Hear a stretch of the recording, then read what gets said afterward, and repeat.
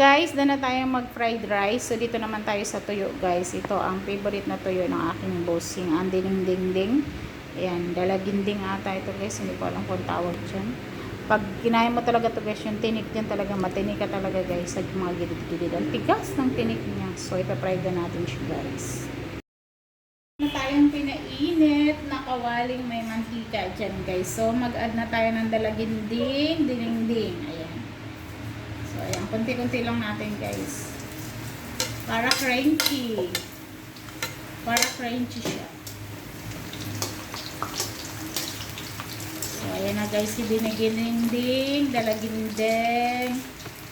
Pina-fried na natin si dalaginding. Pahinga ako ng tissue, chuchi, kasi ilalagay ko yung dalaginding pag na-fried na. Yeah, right.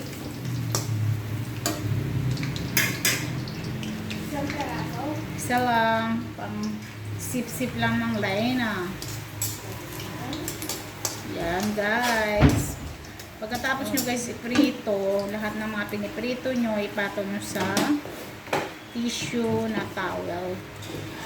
Para yung oil ay nasisip-sip nila. So, diba? Naka-less oil tayo kahit konti.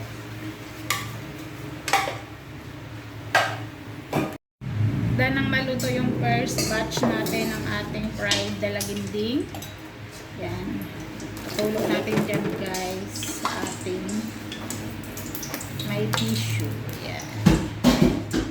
So, i-add natin, guys, yung second batch naman.